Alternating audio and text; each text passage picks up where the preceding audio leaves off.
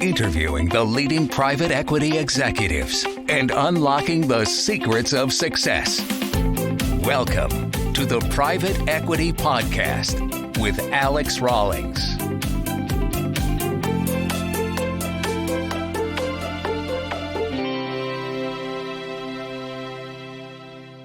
Hello, everybody, and welcome back to the Private Equity Podcast.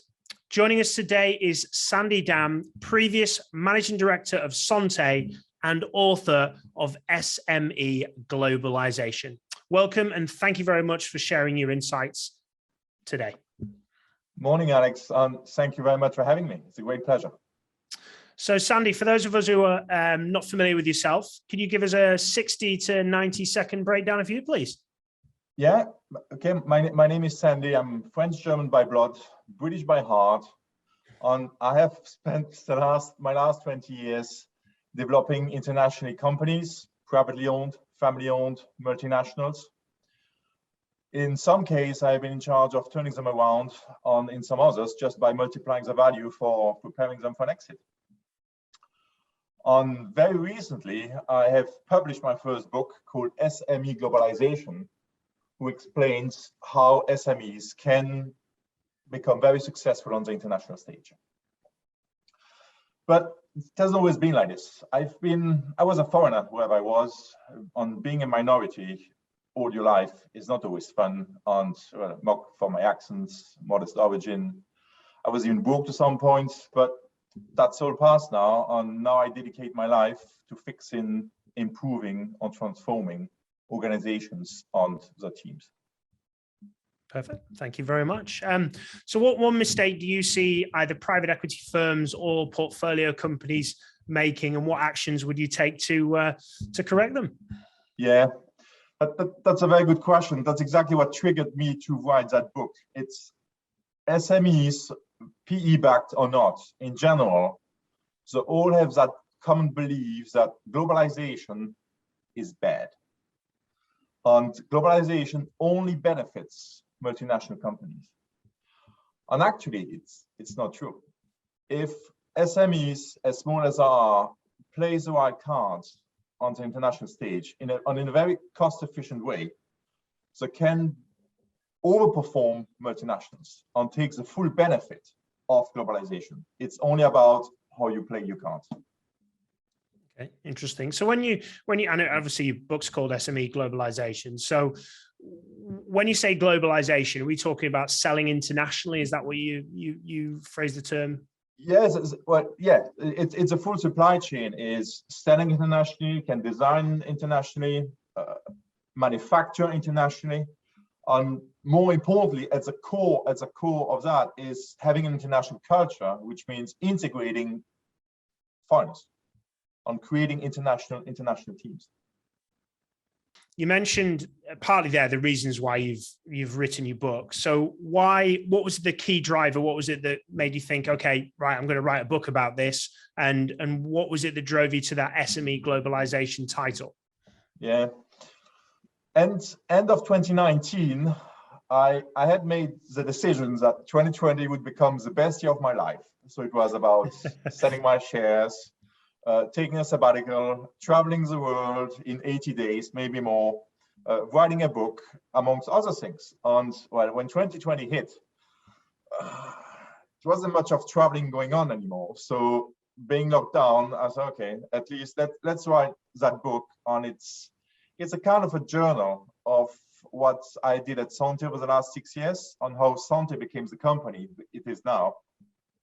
So the journey with its issues, fears, anxiousness, taking outside people from the comfort zone, and eventually step by step enjoying success on building it up and multiplying the value by whatever the multiplier is. And so talk to me a little bit about that time at Sontay. Obviously, you grew the business internationally significantly. I think it was 80% of the business was UK focused sales, and then that dropped down to 50% reliance on the UK. What tell us a bit about the story there. Tell us about what you implemented and what happened at Sontay, please. It was Sontay was, I don't think it's only Sontay. I think many SMEs I've been talking to do have a bit the same model, meaning when you're a UK company, you say, all right, our home market is UK. And when you ask, who do you, oh yeah, we export a lot. Okay, where do you export to? And then the list starts, it's Ireland, India, South Africa, Australia, or Nigeria. And if you're lucky, a couple of other Commonwealth countries. And what people sometimes forget is, why do people buy from you? And in that particular case, it was the service, fast deliveries, the contact over the phone, human dimension. And then we start asking the question about where can we duplicate these key success factors? Is it easy to deliver in 24 hours to Australia, to India, or to South Africa? Oh no, it isn't. Well, so by then, we were, as the UK, we're still part of the biggest single market in the world. I said, well, don't you believe it would be easier to duplicate these key success factors in our neighbors' market? Oh yeah, we could do, but there's different languages, different currency. And it's a bit this comfort zone who needs to be enlarged on people, and it starts by the board level, on the managing director or the chairman on the board, about how ready they are to go outside the comfort zone and to start doing business in a country where the language is different, where the currency is different, where distribution channels can be completely different as well. But it might still be easier to try to do business at the other side of the world. On many SMEs, on PE-backed as well. So on many SMEs, PE-backed or not, have these issues about being a bit risk averse. They prefer to sell in English or in sterling pounds to the other side of the planet, rather than just to adapt a little bit, tweak it, to sell to Germany or to France or to Benelux. And that's a common mistake. That's a common mistake many SMEs do. Yeah. But eventually it's linked to the comfort zone, of the management team.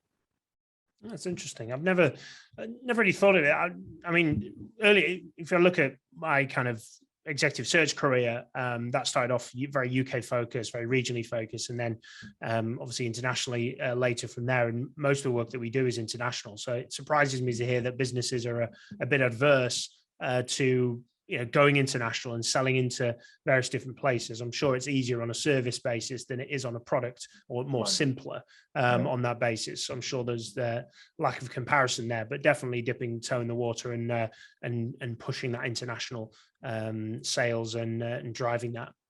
What advice would you give then? Obviously, you're mentioning that as a bit of a stumbling block or a hurdle for a lot of companies to come over. How do they begin that process of looking at how they sell internationally? What were kind of the first steps that you took Sontay through to start to change both internally, but also to actually take the action? Yeah, the first base is this involves the board and shareholders, is to think about the strategy. To articulate a vision which can be shared. And that vision is, where do we want to be 5 years down the road?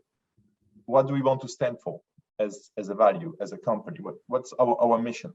And again, that's what SMEs believe. Oh yeah, but corporate values, mission statements, that's for multinationals.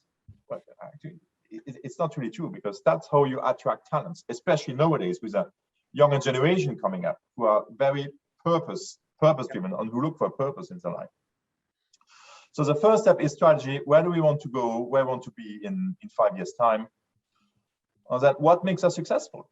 If making us successful in our home market, if it's either the UK or Germany or another country or North America, where can we duplicate what we do in the easiest way possible? And then the second step is to develop internationally. We should look at being the local guys, or making it as easy as possible for local customer, or more comfortable for them. And this leads by hiring international teams, hiring local teams, creating offices or representations, desks in the different countries, having local people who speak the local language. Now with social media, it's pretty easy to come across as being the local guy. When you have websites can be easily translated. Okay, it's a one-off shot. It's a bit expensive, but you do it once and then you have it. It's an asset for the rest of the business. Having an address in a country and having phone lines transferred to another place, it's very technology. It's very easy as well. It's extremely cost efficient. I mean, I spoke yesterday to a company and said it doesn't cost much. It's less than altogether. It's less than £100 a month. If you just for having this, for being seen as a local company. And eventually, when you start to have this mixture of culture and language, the core culture of the company does change, does transform. On one of the motto of my book is diverse teams make better decisions. And that's a mistake which SMEs do piggyback on. Germany is very bad at that as well. Is they believe the way the market is, that's the way the rest of the world has to be as well, and must be as well. And so we are going to address it exactly the same way. And that's what doesn't work. That's what doesn't work. And that's where we come back to the comfort zone of the board or the CEO of the managing director, is to let local people do things the way it's done locally. As long as they reach the target, it's fine. But it takes a bit of courage to go outside the comfort zone and to accept that things are done in a different way. And that's where companies fail. Yeah, is they want to impose, and I said the Germans are particularly better at that. They want to impose the way it's done in their home countries. They want to impose it exactly in other countries. And that's the biggest hit. That's the biggest limit, I believe. Okay, and you mentioned your book title drives along obviously SME globalization, but you've got the kind of tagline underneath, which is value in a cost-efficient way. Yeah. What advice, getting a bit of an extract from the book maybe, but what advice have you shared in your book that maybe a private equity-backed company could utilize to, as you put it, drive value in a cost-efficient way? Yeah, when riding the waves of globalization on doing it right, you can get the best of it. From a supply chain perspective, you can start buying components or manufacturing in countries who are specialized in that type of manufacturing. In that case, you get a lower cost. So that's the first benefit. You reduce manufacturing costs. By getting into countries on building global brands, on positioning your products in a high level, you can ask for more money. So it increases your margin on your sales. By looking global in the way I've described earlier, yeah, what I call it, in a cost-efficient way, for less than £100 a month, having representation offices, phones, okay, you still have to pay as employees. That's a different thing. But it's a very cost-efficient way to be seen as a local guy, to be a local player, and to build confidence, develop the brand in a very cost-efficient way. So that's your fixed costs, you keep them at a minimum level as well. So by increasing your margin on the sales, by decreasing your manufacturing costs, and by keeping your fixed costs low, the EBIT goes up, and so does the company value. And what I like, especially in the PE world, it's project based. You can look for 3 to 5 years. On 3 to 5 years I think is a good span to transform a company, and to change the culture, and to build international teams. Okay, and obviously you mentioned there about hiring and bringing on obviously local individuals. What talent seems to be pretty cost transferable globally. What 3 attributes do you believe that make a top performer? A top performer as a sales guy, or a top performer as a manager? Let's go down the sales route. The sales route. Yeah. So first, let me start again. A top performer in sales should, one, be an expert of his product, an expert of the applications of his customers or his target customers.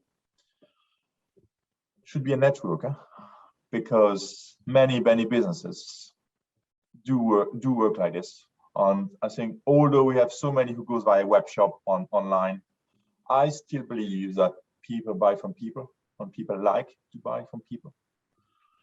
So building relationships, long-term relationships, and standing for what you do, on for what goes wrong. Because it's very easy to sell when everything goes well, but when something goes wrong, and that's part of real life, especially in the manufacturing or in service as well. When something goes wrong, is how you step up for it, how you compensate that. There's a big difference on a customer. If something happens bad to a customer, he will always remember how the company reacted about it. Does it go the extra mile to fix it, or does it just disappear from the screen? On whatever the industry is, I've seen either reactions on. Yeah. So that's what I would call the three assets a top service performer should have. Yeah. Perfect. And what do you love about the private equity industry, and equally, what do you dislike or hate about it? Yeah, what I like about the PE world is that it's limited in time. It's a project, 3 to 5 years. Sometimes can go a bit over, but I do like the 5 years project, where you have clear targets, a goal, a direction. Behind this goal, you can build teams, federate them to reach that goal together. And once we are after the 2 to 5 years, you make a decision. Say, do we do another 5 years, or do we just even do something else? That's that notion of project, which I believe is easier to federate people around from all around the world. What I dislike a bit about the PE world is sometimes some funds can be too short-termist, which means, especially on the international stage, it takes time. That's by experience. When you hire new sales teams in a new country, it takes 18 months until you start to pay back the investment. And in some PE funds, 18 months is just too long. And they would pull the plug after 10 to 12 months. And that's where you jeopardize a bit the project on the long-term vision. Yeah, it makes sense. Well, I suppose when you've got that 5-year time horizon, it can become a little bit short-sighted, but I suppose as long as you've hired the right people and you're making the right steps and looking at those milestones, it's the right progress from there. So going back a bit, what advice, Sandy, if you're looking back, what advice would you give to your 20-year-old self, please? Oh, that's very personal, Alex. I believe it should probably be, don't listen too much to negative people, or getting rid of the negative people. And God knows, I had my fair share of negative people most of my career. On, you will fail by this, you will never succeed that, you will never get that. This will fail, this will not work. We tried it 10 years ago, you won't succeed. On all the holding back, which I had, and eventually I did deliver, but it just cost me 2 or 3 times more energy. And it's something now. It probably comes with age as well. I'm just more mindful about, oh, that's a negative guy, I'm not sure I want to work with them, or that's too negative. I think we underestimate, especially younger people, underestimate how much impact negative people around you can have on you. And yeah, it took me a long time to understand that, and to get it. I'm more mindful now. Yeah, it's a great saying from quote from Jim Rohn. You are the average of the 5 people you spend the most time with. So I never heard that one. Those people are negative, then it's obviously not going to be beneficial, certainly for you. So. Okay. What are your influences? Where do you get your information from? What do you read? What do you watch? What do you listen? Where's your key influences from? Listening to the news lately is a bit depressing, so I try to keep it short. So the 2 base informations I like religiously. I do like The Economist weekly, because I believe it's probably the most fact-based, on neutral source of information. So I value that every week. And I complement it with the Harvard Business Review magazine, which is every 6 weeks, every 2 months. which is more about managerial insights, new ideas, new concept to work on.